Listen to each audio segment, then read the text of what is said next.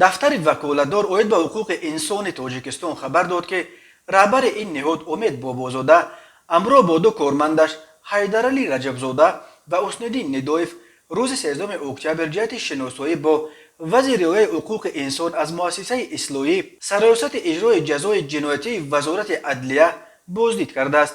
امید بابازاده در رفت این بازدید با ترتیب و قاعده های نگهداشت محکوم شدگانی که در این مؤسسه ادای جزا می نمایند و همچنین با شرایط مادی، خوراک، لباس، جای خواب، شرایط سانیتاری، خدمت رسانی طبی مؤسسه شنا شده با محبوسان صحبت علایده انجام داده است. از جمله وکالتدار اوید به حقوق انسان با محکوم شدگانی که نسبت آنها در وعو خبرها اوید به مورد مناسبت بیرحمانه قرار گرفتنشان نشر شده بود شخصا واخوری نمود.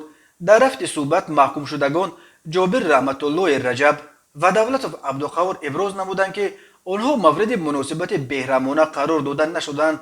محکوم شده حکمت الله سیف الله زاده باشد در رفت صحبت ابراز نمود که او از جانب کارمندان مورد لطف‌خوب قرار نگرفته است بلکه بین او و دیگر محکوم شده مناقشه سر زده است و این قضیه خصوصیت سیاسی ندارد گفته می شود در اطلاعیه. ولی دفتر وکالتدار حقوق انسان تصدیق کرده است که آنها در رفت صحبت نسبت حکم سودی ناراضگی بیان نمودند و علاوه کردند که نسبت حکم سود به مقامات‌های دخلدار دولتی برای از نو بررسی نمودن مراجعت نمودند. عموما در رفت صحبت محکوم شدگان از شرایط نگهداری، لباس، خوراک و مناسبت کارمندان مؤسسه اظهار منتداری نمودند.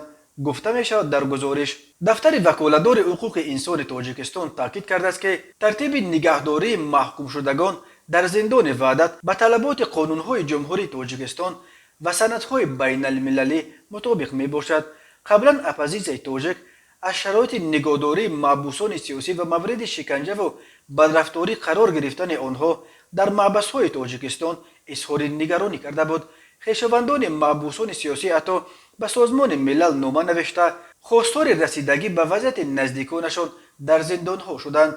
از جمله گفته میشد که حکمت الله سیف الله زاده در محبس وحدت شدیداً لطخوب شده است. وزارت عدلیه قبلا گفت سیف الله زاده مورد شکنجه قرار نگرفته است بلکه بین او و محبوس دیگر اهلدین ترسونوف عضو سابق گروه رحمان گیتلر در زمینه معیشی مناقشه روی داده است.